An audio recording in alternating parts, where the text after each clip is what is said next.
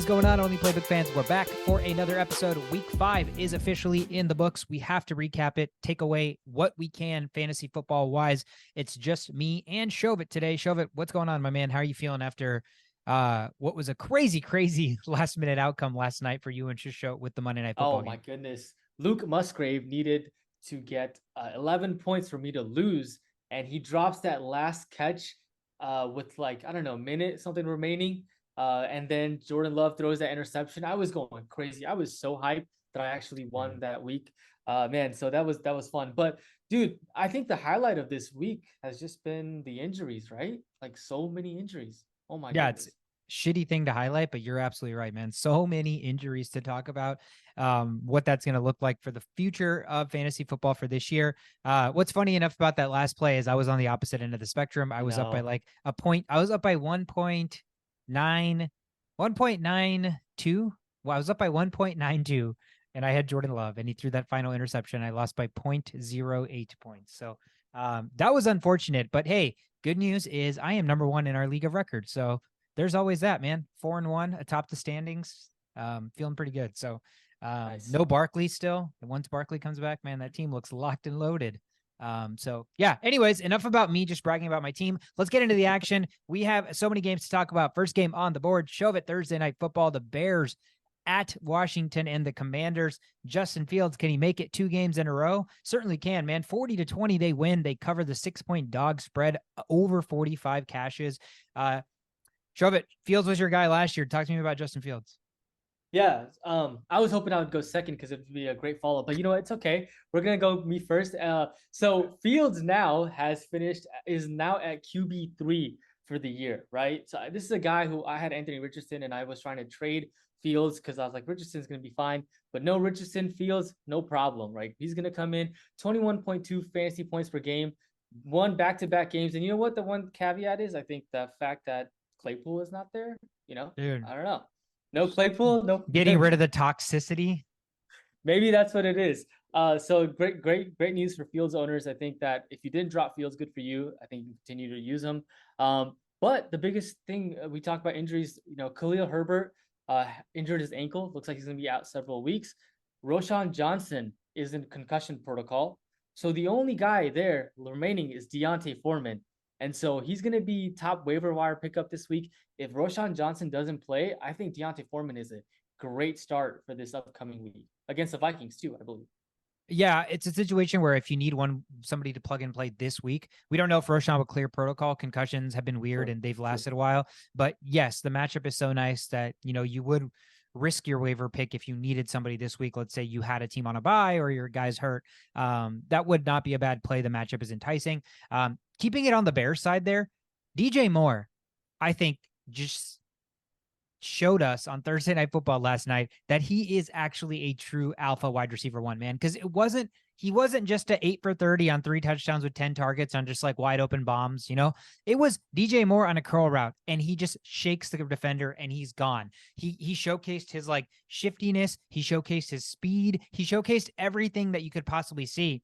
It was almost like you could have thrown an AJ Brown jersey over DJ Moore and they would have looked like the goddamn same player. So I was very, very impressed. I didn't know that DJ Moore had it in him, man. I'm sorry, dog. I did not know your game. Ooh. I knew DJ Moore was a good player. I did not know DJ Moore could look like AJ Brown. And so all of a sudden, DJ Moore is a wide receiver 1 as long as this offense continues to look like it does, which again, it's Fields throwing the football to really bad defenses. Commanders surprising a little bit better, but still they were able to throw at will. So I think right now, DJ Moore, his schedule, the next 3 games, Minnesota, Las Vegas, and the Chargers. So, Fields unleashed. We talk about the running backs unleashed right now.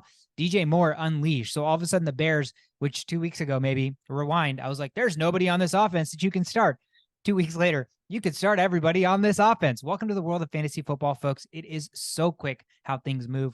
But Bears win this, man, 40-20. They get the Vikings this week, and the offense is clicking, and the Vikings defense is not. Again, unleash those Bears.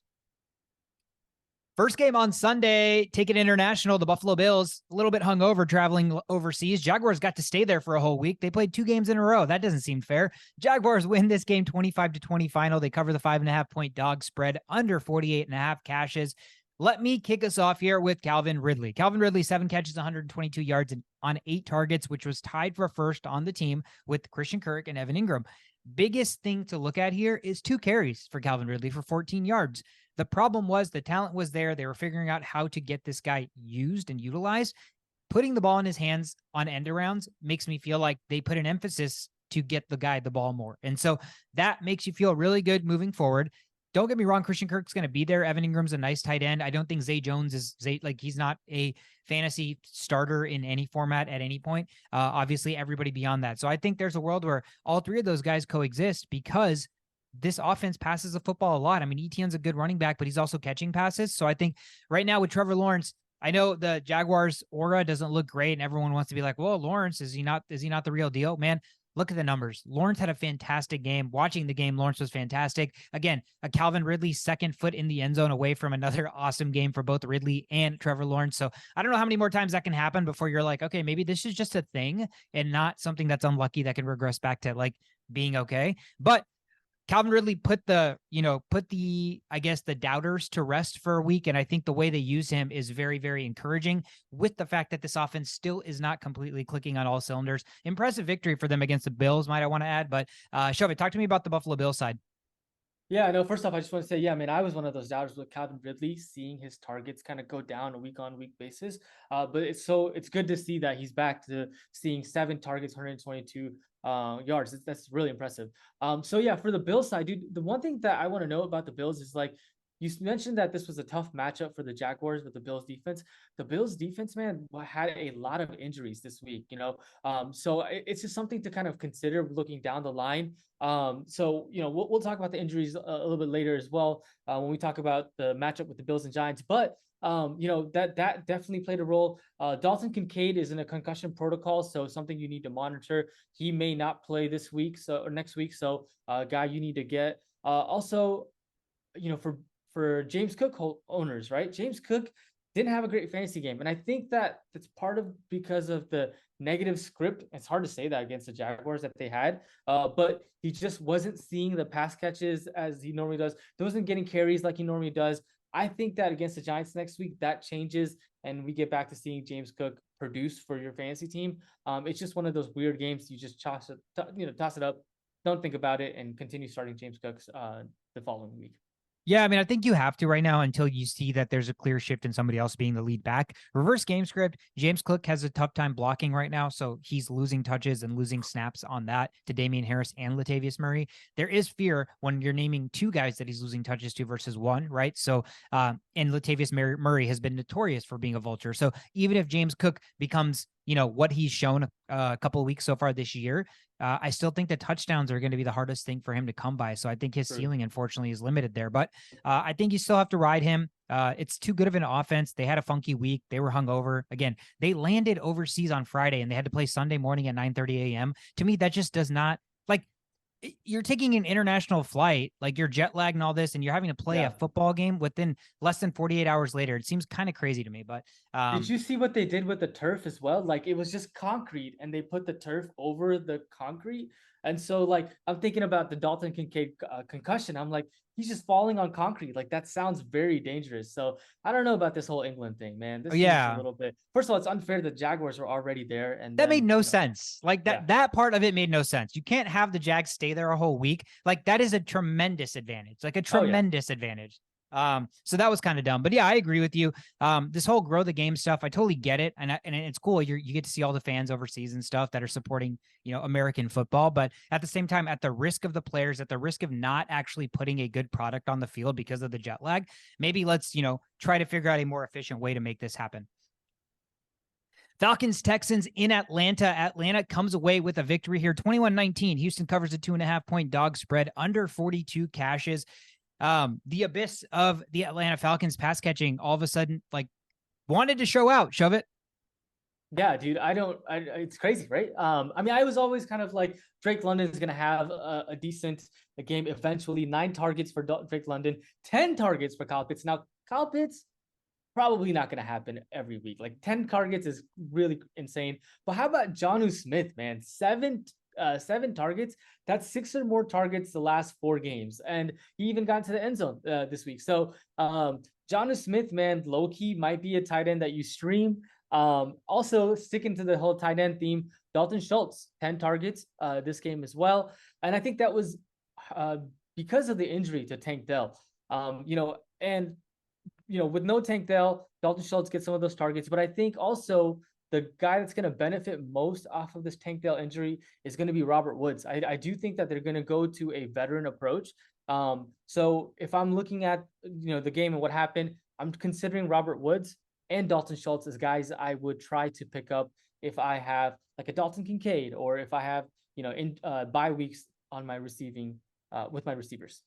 Yeah, no, I mean, Desmond Ritter's best game as a pro. I mean, I think there's no doubt about it. And I think that's what you're able to see is him being able to spread the football, and everybody got involved. 329 through the air, 1 touchdown. He had 4 carries for 10 yards and rush for another touchdown. We see great stats from players, and you watch the game and it didn't look great. Like this game, Desmond Ridder actually looked good. And I was like, wow, okay, so this is the best he's looked. That game alone has looked better than every single Bryce Young game so far this year, right? So there are flashes. It's just about consistency, as is with most people in the NFL. You get to the NFL because you can show flashes of greatness, but can you maintain that consistency? Again, I still obviously have my reservations. So it's not like he's obviously going to turn this offense into a top 5 offense, because if he was, all of a sudden you have London and Pitts back in the fold. But like you said, like we've said, London, Pitts, those guys are going to have weeks where they go off. It's just a matter of the fact that you can't roll the dice and start them not knowing what weeks those are going to be, because right now it's not matchup based. It's not anything based. It's completely random. Houston had a great defense and Ridder had his best performance. I don't think any of us chalked that up to happen. So right now I'm still staying away. I think Jonnu Smith is an auto start. I think that's one thing that we've taken away is Desmond Ridder loves Jonnu Smith. So you start Jonnu Smith, but everybody else right now still up in the air. But impressive for Desmond Ridder. Let's hope he can build on that. The Detroit Lions look very, very impressive. Take care of business against the Panthers at home, 42-24, covered the 9.5 point spread, over 43.5 cashes. Panthers side, discouraging. Miles Sanders looks bad. And I think he is partially hurt still, so I don't want to say that he is bad. His volume, his workload has all continued to decrease to Chuba Hubbard. I think also that's because he's hurt.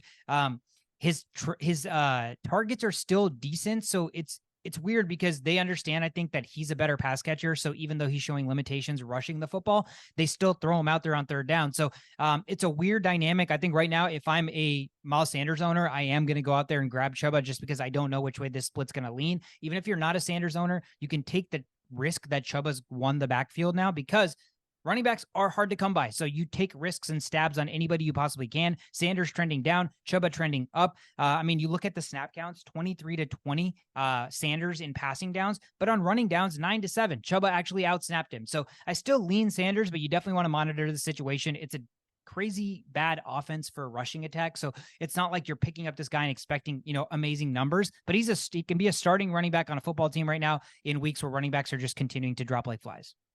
Yeah, and if Sanders is hurt, then I think that Chuba could be a 3-down back. So there is that as well to consider. Sticking with the Panthers, man, Adam Thielen, man, he's been the wide receiver 1 for Resurgence. the Carolina. Fountain of youth. What is it? At the age of 30? Like, good for him. Good for Bryce Young and Adam Thielen. They're not winning games. They're down a lot, and so they have to continue, playing with negative game script and giving the ball to the receivers, garbage time, whatever you have you. So you're going to see more of that. Adam Thielen is probably not going to be available in a lot of leagues at this point, but DJ Chark certainly can be. So, DJ Chark is a guy who I would consider. They play the Dolphins next week, right? So Dolphins can put up points.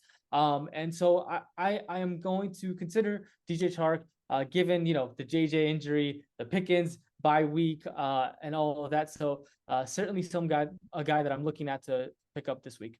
And he saw 6 targets each of his last games. Saw 6 targets last game. And so, something to kind of go off of as well. Yeah. He's always been kind of a home run threat kind of guy, and he takes the top off the defense. So if Bryce Young is going to continue to improve, you have to imagine that Chark becomes a part of that offense. They play the Dolphins next week. I'm pretty sure the spread opened up at 14 points in favor of Miami. So that's going to be it. Bro, Achan's hurt. So Mostert, and if Jeff Wilson comes back, Panthers have like one of the worst run defenses in the NFL. I mean, I could see that being like a 500 rushing yard day. So That's scary, scary stuff. Let's talk about the Titans and the Colts in Indianapolis. Anthony Richardson flashes greatness, but cannot complete a full football game. Colts still win this game because Gardner Minshew is one of the best backups in the NFL, 23-16, 2.5-point underdog spread. They cover that, win the game outright, under 43.5 cashes. Shove, it's been an injury week for you, man. Talk to me about Anthony Richardson. Dude, it's so brutal, man. I feel like they just can't use him like they thought they could. You know what I mean? Like he's going to get injured. And that play, like he hurt his shoulder, got hurt, got tackled on. So it's just like it's just not sustainable. You know what I mean? He's got to be able to get out of the pocket and just be smart with it. And I think that the Colts need to find better ways to utilize his skill set. But with the injury, Gardner Minshew is probably going to start. He's going to start, and so when Gardner Minshew starts, something to note is that Josh Downs has 6 passes for at least 55 yards where Minshew plays. So Downs is a guy that you might want to consider picking up this week as well. Yeah, nice slot guy. It reminds me very similar of the Texans situation, right? Where they have Tank Dell and Nico Collins. This is a Michael Pittman Jr. and Josh Downs situation. Undersized wide receiver, but very quick and shifty, plays out of the slot. Could get a lot of volume and targets for sure. For me on the Tennessee side, we know Derrick Henry, he's losing his snap counts, he's losing shares to Tajay Spears, and that's continuing to look the case. And like some things I want to talk about Tajay looks very, very good. He runs the ball hard. He's shifty.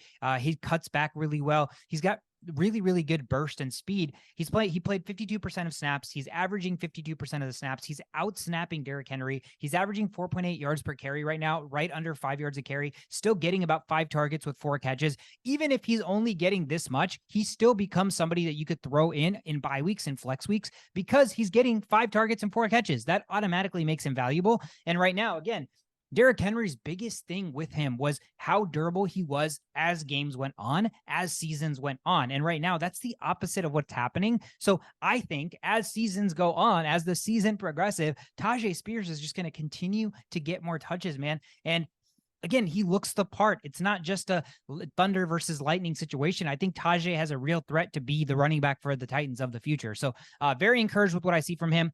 Deep benches and stuff. Obviously, you're stashing him. He's in a situation where even a 4-man bench, I would consider stashing him. It just becomes really tough with bye weeks and injuries. But he's a tough guy to let go of if he's on your bench because you're not completely starting him yet, but there's way too much promise to drop him. What's interesting about that is I've seen plays where Derrick Henry and Tajay Spears are both there. Yeah. You know what would be really cool if Derrick Henry throws a passing touchdown to Tajay Spears. They love using Derrick Henry to throw the football. So that I wouldn't put it past them to make that happen before the end of the season. Because for whatever reason, again, Derrick Henry passing the football is something that they will use more than once or twice in a season. But keep monitoring Tajay Spears. Derrick Henry every single day that goes by is only getting older. So that doesn't work in his favor. The next game on the board, the Miami Dolphins and the New York Giants. We knew this was going to be a Dolphins show, and it was. They covered the 13-point spread, 31-16, under 47.5 cashes by the hook. Shobit, talk to me about what you saw this game that is fantasy relevant. Yeah, so biggest thing, Tyreek Hill, 25 snaps. I mean, he had a great day fantasy-wise, but only 25 snaps compared to 44 for Waddles, so maybe injury concerns. Yeah, he was in and out. Out of the field. They didn't ever mention an injury, but that's really what it felt like. I don't know. I haven't seen any reports after, didn't see any reports during. So I don't know if they're just like keeping it under wraps, but he for sure was hurt. Maybe, I mean, it's one of those things like we're playing the Giants, like we don't even have to try that hard. Sure. Hopefully that's what it is. But it was just really strange. Something to monitor. Another injury we need to monitor is Daniel Jones' injury, although he was on a couple of shows and said he was optimistic about starting on Sunday. I think they play Sunday Night Football. But against Buffalo, sick. Against Buffalo, which that was gonna be my point. Buffalo's defense, right? So we talked about that earlier. Buffalo's defense lost Matt Milano, Daquan Jones, Greg Rousseau, Christian Bedford. All guys that are starters on that team, dude. I am actually kind of nervous about just the Buffalo defense and as a whole. But as a Giants team, you could, if Tyrod Taylor gets a start, I would love to start him against this depleted Bills defense. He probably won't, but just as this week progresses, Daniel Jones' injury, whether or not it will become something of note or not, I'm just looking out for that in the hopes that I get to start Tyrod Taylor. Yeah. So in theory, that sounds great, man. I just think for me, their offensive line looks awful. Like I don't, Tyrod Taylor's like quick. Yeah, he's quick, but he's not he's not fast. He's not fast enough to get by like bad offensive line play. And right now, I don't like, honestly, you could put Patrick Mahomes on this team and he doesn't have 2 seconds to throw the football. Like, I don't think he can do anything. So it's scary. That's why as a dual Saquon owner, I am trying to sell Saquon Barkley because I don't like this offense at all. He's going to get overused because they have nobody else. And then he's probably going to get hurt again because their offensive line sucks. They have nobody to throw the football to. Like, what is going to happen? Saquon's going to get overworked to the ground and he's going to get hurt. They're already so bad that probably will shut him down somewhere in the season. Like, I'm thinking super long term, but it doesn't look great right now because the games are not competitive for their offense. Like, bad defenses can still pressure Daniel Jones right now. So I don't even care about the matchup for the Giants. Like, I obviously will have to start Saquon if he plays because it's Saquon. He's my first round draft pick. But to me, the matchups don't matter. Like, everybody can generate pass rush against the Giants. That's what I've seen so far. Until it doesn't happen, I'm going to continue to believe that. But talking about the Giants, shove it. Best game for Waller, 8 for 88, 11 targets. Wandell was the next with 6. Obviously, you talked about it. Daniel Jones is hurt. He might be out. With Tyrod coming back as your quarterback, I still think Waller's their best pass catcher. That's not Barkley. So he's going to be somebody that if you're using somebody from the Giants offense, he's probably the guy outside of Barkley that you're playing. But again, O-line can't protect. So I am trying to sell not just Barkley, but personally, I'm trying to sell Giants players if I can. Dude, I'm not as pessimistic on Barkley. I think that given that it's basically his like franchise tag year, right? Like, what are they gonna do? They can't save him for next year, right? He probably wants to get paid. So at this point, Barkley's gonna be there if in my opinion, he's gonna be there if he's ready to play. And I think the Giants' offense is gonna be completely different with Barkley on the field than without Barkley. So if I was right. on the other end of that, I would be trying to get Barkley. Sick. If the You and right. I can totally make a trade for Saquon Barkley then. Let's make it happen. The Saints and the Patriots. I talked about this when we talked about this game last week about how the line did not make sense. The Patriots were favored by 1.5 points. They lost 34-0. They lost 34-0. 38.5 was the over under, and the Saints almost covered that by themselves. Alvin Kamara's back, shove it. And it's discouraging if you're a non-Alvin Kamara owner and you own any other players on the Saints. But if you're an Alvin Kamara owner, talk to them about why it's exciting. Yeah, I mean, 80 yards, 1 touchdown, and he's getting the volume. He's getting the passes. He's getting everything. You know, he's taken away from Olave, right? Like, it's terrible. But you know what? Good for you. You waited until, what was it, week 4? You deployed him, and then now he's giving you all of the fruits that you want. But make sure you get his backup. Now, Kendre Miller is the immediate backup now that they let go of Tony Jones Jr. So my biggest takeaway from this is, like, if you have Alvin Kamara or you have a roster spot, make sure to get his handcuff Kendre Miller at this point. Yeah, absolutely. Flipping it over to the Patriots, you lose 34-0 at home. Mac Jones got benched. Obviously, they were losing, but I feel like there was more to that. Rondre Stevenson alarms are going off. He's not been productive. He doesn't look super healthy. They have no receivers. They could have used Jacoby Myers. Oh, wait, he did already play for them. So they could have used anybody right now, and they have nobody. And it's another situation where I want no stock in this football team. I don't want Stevenson. I don't want any part of Stevenson for the rest of the year. Mac Jones might not be the quarterback at the end of the year. Bill Belichick might not be the head coach by the end of the year. Like, this is the worst the Patriots franchise has been since pre-Tom Brady. So it's not a good place to be. Again, Stevenson's the only real guy, Hunter Henry maybe. Stevenson's the only real guy on this team that you could consider starting in fantasy, and I traded Stevenson away. So I'm so glad that I have no part of this anymore, but it's another, black hole in terms of offenses that they can't get anything going. And what gives you hope that something's going to change? They don't have a receiver. Like, they have Mac Jones. They don't have a receiver. Their running backs can't run. Like, what is going to change? Nothing's going to change. The outlook for them is very, very bleak. Do you have any differing thoughts on the Patriots? No, man. They had like 7-10 years of like greatness. Like, now they're suck. Like, just suck. Great. They should just suck. They need to. This is their time to suck and just embrace it. Don't suck so bad that you somehow get like the next, franchise quarterback, but True. Just suck enough to where, you just join the rest of mediocrity for a change. Speaking of mediocrity, but somehow still winning the football game, the Pittsburgh Steelers and Mike Tomlin just continues to, I don't know, man. Mike Tomlin is incredible. 17-10, they beat the Ravens at home.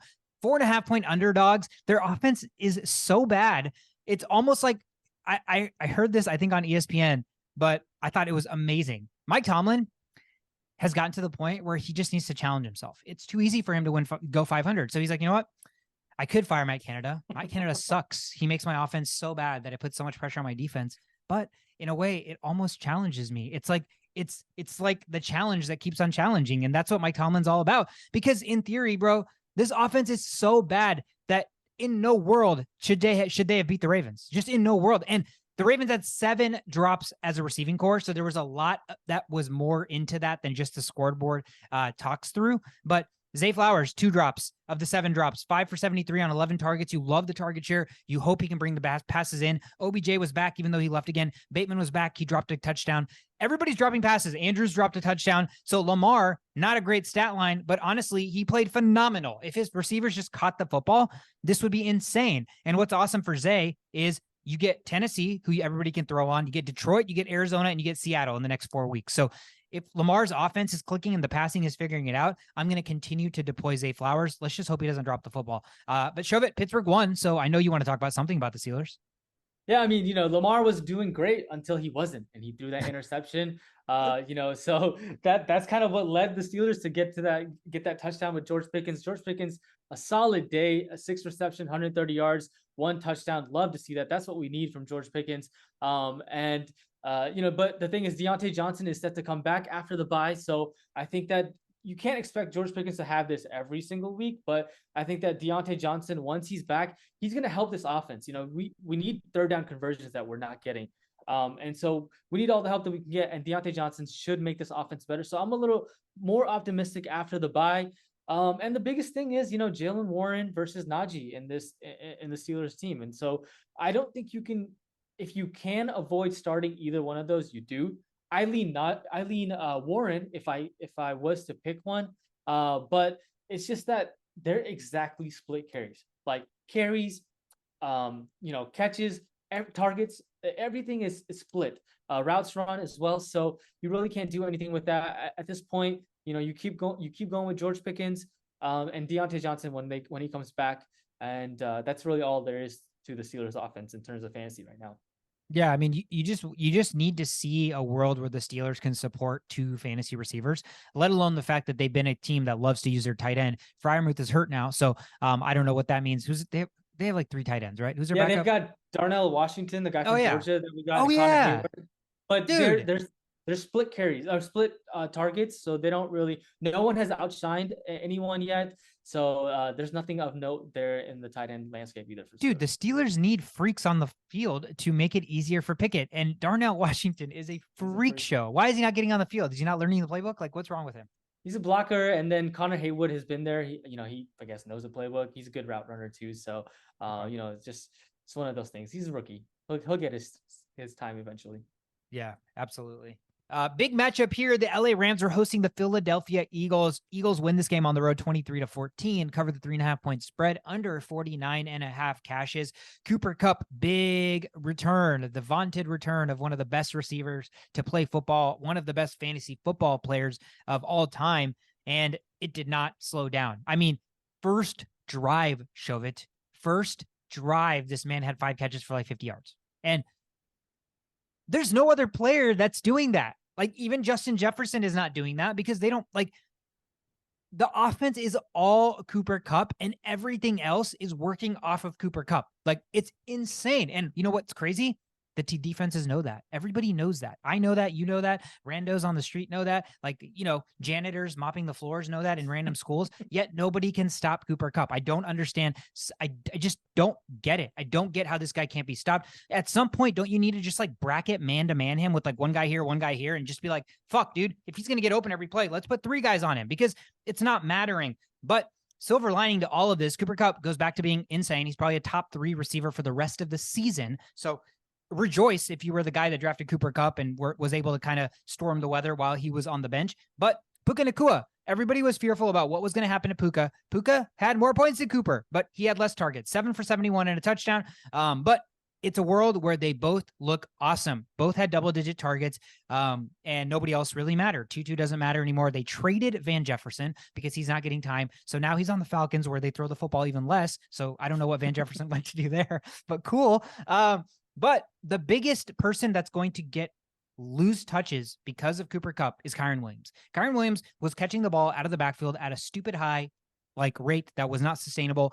It was more so because they didn't have anybody outside of Puka, and Tutu was their deep threat. Now, Kyren is still a low-end RB1, but I think you have to temper the expectations. Stafford doesn't need to dump the football off anymore when he knows that there's two receivers on the field that are just one of them is going to be open. So I think Kyren obviously is still getting most of the touches running the football. Ronnie Rivers is a name you want to continue to just keep an eye on just because Kyron's so small that injury seems inevitable for him. Like, to have this workload for 17 games, I don't buy it. I think at some point he's going to get hurt. So keep an eye on Ronnie Rivers. But other than that, right now, he's the biggest guy that's going to be hurting fantasy wise because of Cooper Kupp. But Cooper and Puka and this offense is awesome, man. Is awesome. Matthew Stafford plays the Cardinals next week. He is the top streaming quarterback for me heading into next week.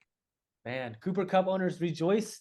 Also rejoicing our Dallas Goedert owners, man. Dallas Goedert finally makes something of his targets. I was looking at the starters, how often he started on sleepers. He's only started 77% of the time. So I think that will change.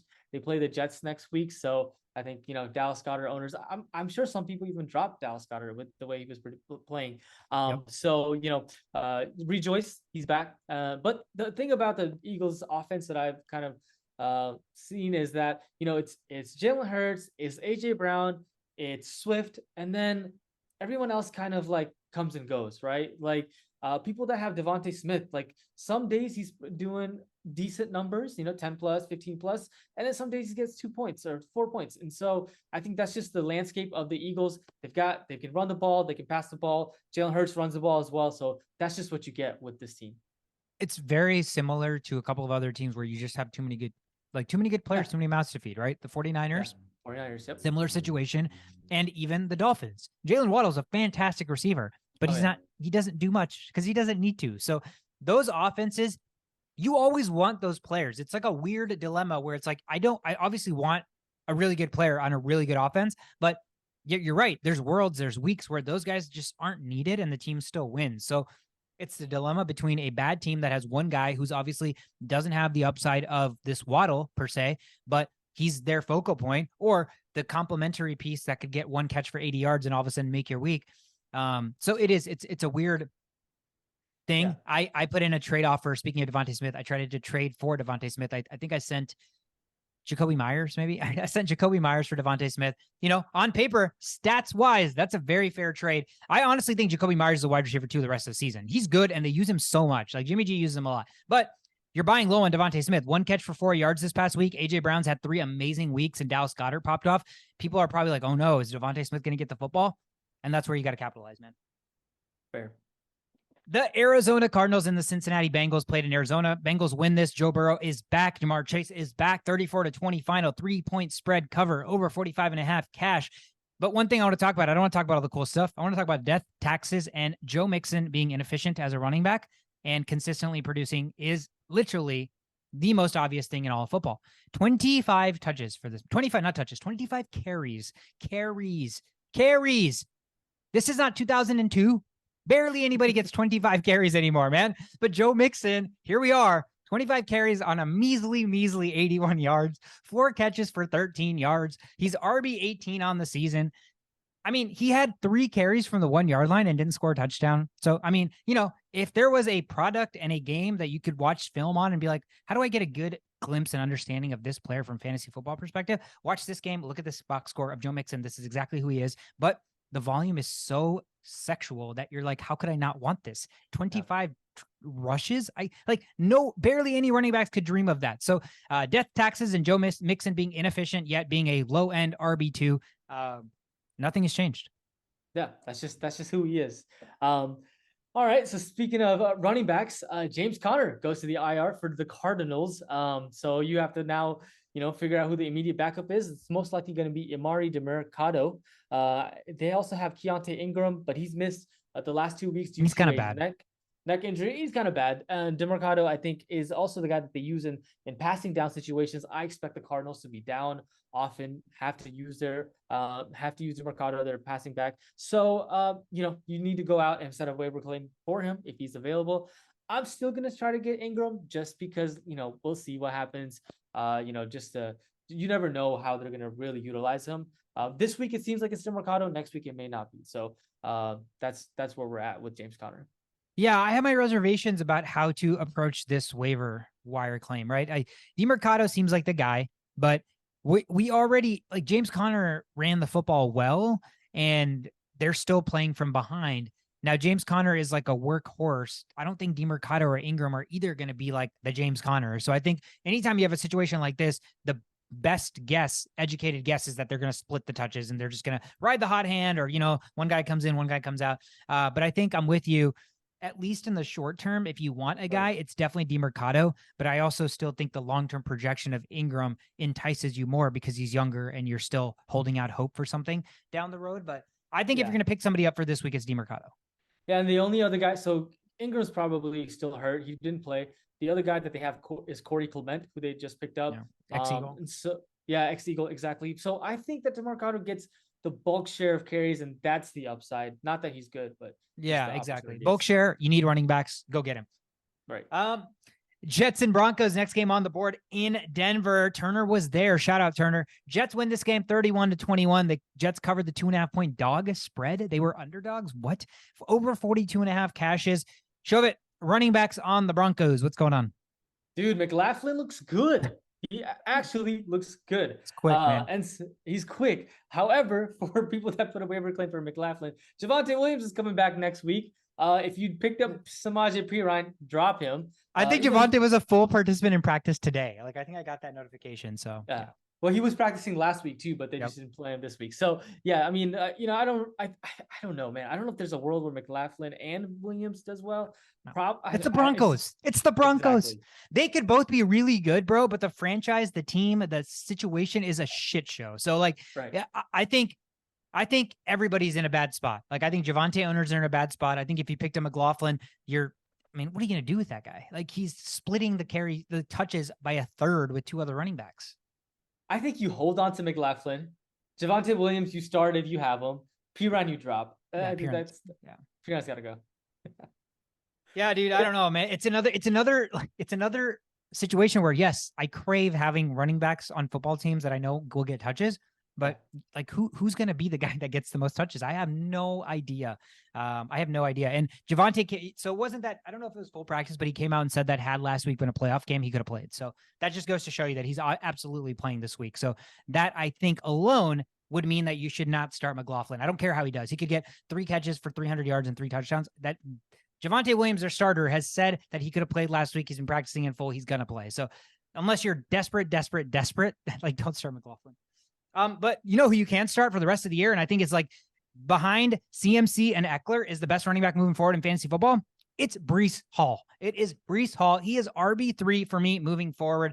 He is incredible. Put the ball in this guy's hands and watch him just work like a magician. This offense, this team, as long as the defense keeps him in games, this is like 2002. Defense keeps him in games. Run the football with Breece Hall. Zach Wilson doesn't make mistakes, which is, I know that's probably the hardest part about all three of those things to have happen consistently.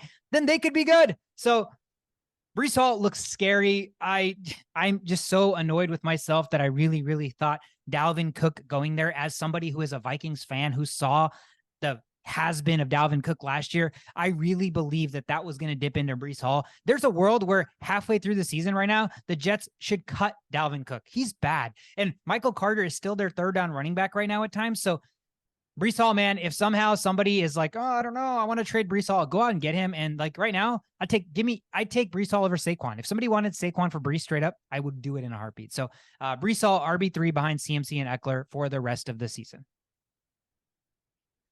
The Minnesota Vikings, speaking of them, they hosted the Kansas City Chiefs, not the Chicago Chiefs. That'd be kind of cool. The Vikings lost at home 27-20. Chiefs covered the 3-point spread, 3.5-point spread, under 52.5 cashes. Shovit, kick it off with us here. Yeah. So first of all, Kirk Cousins is QB4 for this year so far in fantasy. Who would have thought that? Let's see what QB he is after this week and every. I know, right? No JJ, that's probably going to regress down to QB 10 world or whatever, where he belongs. So something else to note, monitor Travis Kelce. He had a right ankle injury. He looked like he was in a lot of pain. Yeah, dude. He didn't look good. And if Kelce is out, I'm looking to add Rashee Rice of all the other receivers. I think he's the guy that you need to go and pick up. He looks like there's some connection building with him and Patrick Mahomes. He did see the end zone, so I like Rashee Rice if Kelce's out this week. Yeah, I think even if Kelce's not out, man, go pick up Rashee Rice. We continue to play this carousel with the Chiefs, and I get it. No one's stepped up since Tyreek. Everything has been underwhelming, but like, what does that mean for us? Are we just going to stop shooting our shot with the hope that it's just going to be Kelce till Kelce dies or retires? No, someone's eventually going to be a receiver that can catch passes. There's reports, I don't know if they're legitimate, that Mahomes actually during the draft said that he wanted the team to go get Rashee Rice. And I think when the best player in football says something like that, even if it means nothing, like, you're still going to be like, that could mean something, right? So just the fact that Patrick Mahomes said that, go pick up Rashee Rice. Absolutely go pick up Rashee Rice. Put him on your bench. Something could happen there. You talked about it. Justin Jefferson, man, hamstring injury is not good. He's already they've already said he's going on the IR. And the situation is bleak for Minnesota right now. They are 1-4. They played the Bears this week, but the Bears offense all of a sudden looks good. And then they get San Francisco next week, and their schedule is not that great. There's a world where Jefferson's out at least 4 weeks and he's not back till week 10. And if at that point, like, what record do you think the team still has to be for them to be like, yeah, it's not stupid to put Jefferson back on the field right now, where hamstring injuries have like an 11 to 13% chance of getting re-aggravated, especially for your best player, especially for the best player in football, especially for a player that needs to use cutting abilities and quickness and everything. Like, what's the benefit for the Vikings this year in week 10 to put Justin Jefferson back on the football field? Because let's think about it real quick. Right now, they're 1-4. What do they run the table? They beat the 49ers. They beat the Packers in Lambeau. They beat the Bears in Soldier Field. They beat the Bengals in Cincinnati. So they win all their games. Yeah, at that point, sure, put Justin Jefferson back on the field. But that's not realistic. So I think I'm so worried as a Justin Jefferson owner, as are you, that he may not play again this year. And I'm only saying that as a Vikings fan because, again, he is the future of the franchise. Like, they are going to have to pay him. They have to extend him. Like, they can't re-aggravate this. They can't make this any worse than it needs to be, especially when there's nothing left to play for this year, if that's what ends up being the case in week 10. Now, fantasy-wise, in the short term, Addison's obviously on most people's teams. If he's not, go pick him up. You're stupid if he's not. Hawkinson, there's a world where Hawkinson is tight end 1 for the rest of the year, just out of sheer necessity. So he automatically elevates in status. But KJ Osborne's a guy that you have to go out there and grab. They throw the football way too much. They don't run the football effectively enough, although that has changed a lot recently. And maybe with JJ going down, they try to establish the run more. But if Kirk is going to continue to have 300-yard passing games, that 26% target share for Justin Jefferson has to go somewhere. So I think for sheer necessity right now, you pick up KJ and you hope that he becomes a wide receiver 2 where Jordan Addison's the wide receiver 1. I rambled a lot there, but there is a lot to talk about with that because, again, for fantasy football, Justin Jefferson was the top pick for you, your number 1 overall pick. And it's not far-fetched to say that that's the last you saw him play this year for your team. I hope that's not the case. You say that? It could be the last he played for the Minnesota Vikings. Sure. Like, why? I mean, if Kirk Cousins isn't there next year, right? You're in a complete rebuild mode. Why would Justin Jefferson go there when he can go anywhere he wants and have a chance to win the Super Bowl? He can't. He can't go anywhere he wants. He's not a free agent. They're going to exercise his fifth year of his option, so he can't go anywhere whether he wants to or not. But second fold, that's stupid as fuck. Why, if they get Caleb Williams, you think Justin, oh no, man, I don't want the best quarterback in college football, or, you know, the guy that's supposed to be the best quarterback prospect since Andrew Luck. I think he's better. No, he's not going to be like, oh, I'd rather go play somewhere else. No, that's stupid. That's really, really stupid. No, absolutely not. Man, I think that's even better for him. I feel like, I mean, that would be if they absolutely had the first pick, and we'll see. I don't even think they need to have the first pick. There's so many quarterbacks. We're going on a tangent. There's so many quarterbacks this year in the draft that I think have a better chance to construct this roster to actually win football games because they're going to cost like $3 million and not 40. That already changes the entire game, bro. Pay a defensive lineman, pay a defensive end, pay a cornerback. You all of a sudden can dish out like $40 million in money because Kirk Cousins is no longer there. That changes everything. So yes, let's talk about this in a year. Fair. Sunday Night Football, the Cowboys and 49ers, the matchup of the week, man. Two of the best franchises of all time, the most winning franchises of all time, such a rivalry of all time. Well, Brock Purdy, Kyle Shanahan, and the 49ers said, take your rivalry and stick it up your butt, because they didn't give a shit about that. There was no rivalry. The Cowboys came onto this football field and did not play. 42-10, the 49ers assassinate them. 3.5-point spread, easily cover. 45 over, easily cover. I mean, I said I'd start Dallas defense last week on the podcast, and you're like, no, I don't think I would. And I was like, I think I would. Well, they got -1 point. So if anybody did start them, whoops. But let's talk about what actually matters here. Let's put some respect on Brock Purdy. I think we're done. I think I'm done saying that Brock Purdy is a Jimmy G. I think I'm done saying Brock Purdy's a system quarterback. Don't get me wrong. That system is insane, right? It's making him look incredible. But there are enough plays now that I'm seeing that are outside of just, this is the system, that I'm very, very impressed. And this is the Dallas defense that Purdy just threw for 252 and 4. Like, absolutely carved them up, right? And I think fantasy-wise now, Purdy continues to be a free agent because he doesn't run the football much. But you're having guys go down with injury. You're having bye weeks. Purdy needs to be on somebody's bench all the time, because I think he absolutely should be rostered. I'm a guy in my other league that dropped Deshaun Watson because of bye week. I started Jordan Love and lost. So I'm in that quarterback purgatory. I'm going to be picking up Stafford and Brock Purdy probably this week. And Brock Purdy's not a guy that I plan on dropping, because right now the proof is in the pudding. We keep waiting for the shoe to drop, and it doesn't. Dallas is there, doesn't drop. You know, like, that's the best defense in football. That's not San Francisco. And he just torched them, Shovit. Torched them. Talk to me more about Brock Purdy, because that's all we need to talk about this game. Dude, QB number 7 for the rest of the year, right? Like, he's just going to get you touchdowns like that. There's so much ball to be given to. You can even have like CMC getting passing plays, and that's a touchdown for Brock Purdy. So fantasy wise, man, like, you know, with Anthony Richardson being out, like, if I can go and grab Brock Purdy for the time being, I'm definitely going to start him. There was a week prior where Joe Burrow was hurt, right? And someone started Brock Purdy over Joe Burrow.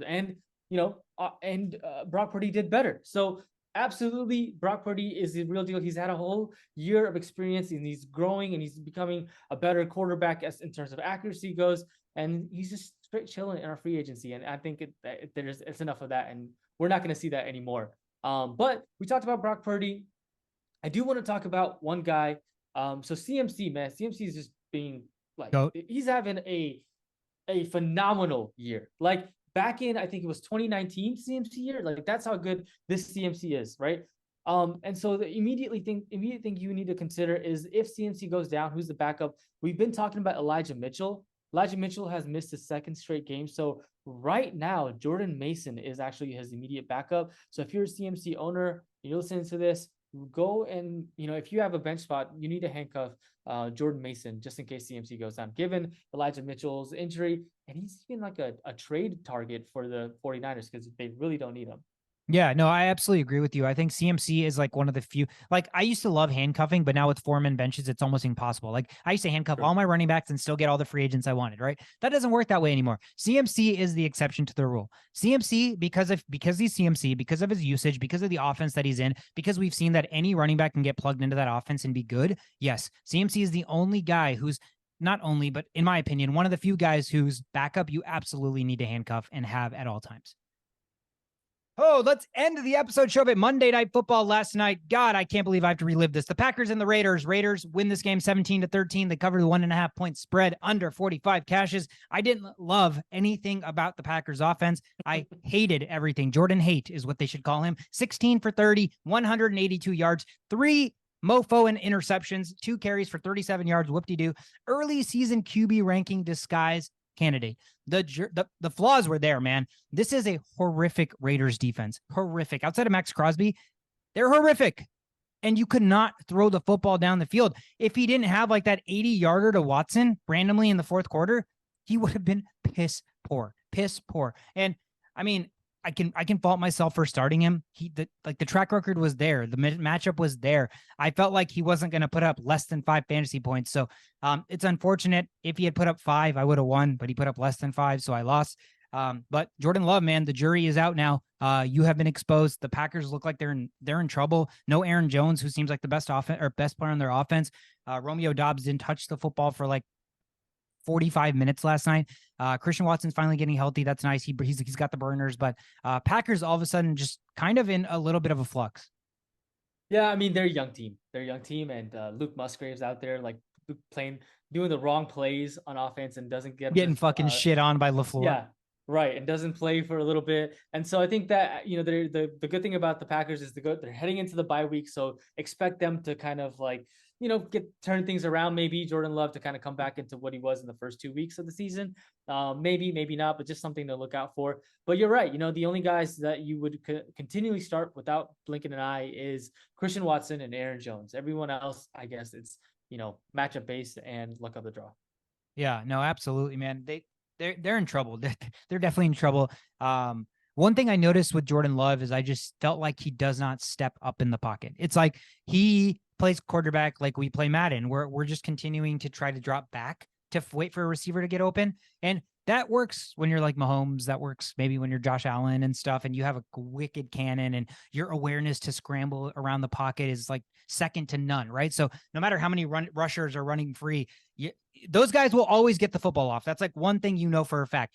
It's not the case with Jordan Love. It seems like he refuses to step up, actually. Sometimes when he does step up, it's like predetermined. So to where he just runs into his offensive lineman because he decided he was going to do that and didn't wait for the play to open up. Now, he's a fourth-year quarterback, so that's the scary part. Obviously, this is like his first official year playing, so it's weird to assess who Jordan Love is, but the clock is ticking on him, man, because you have to either exercise this fifth-year option or you don't, and then at that point, he doesn't even know if he has a job in the NFL. So it is weird. This is a really bad performance against a really bad defense, so it does not encourage me one bit, but sometimes every team has 1 week where they just look like absolute shit. Let's wait to see if Jordan Love gives us multiple weeks of looking bad before we can post or cast our judgment on him. That is it, man. Injuries is all I'm taking away from that episode from us. It's just depressing. If you are somebody that is, suffering from a team that is riddled with injuries, we are here for you.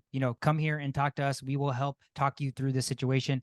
Chauvin and I both lost Justin Jefferson, so we are feeling it very, very much so on this Tuesday evening. That is it. Again, week 5, amazing action despite all the injuries. So much to take away for fantasy football. If you're watching on YouTube, hit the like, hit the subscribe button. It helps spread the word. If you're listening, you can listen to us on any podcast platform, socials, Instagram, Twitter, and TikTok. Follow the Only Playbook. We are everywhere. Thank you guys so much. Have a great week. Take care.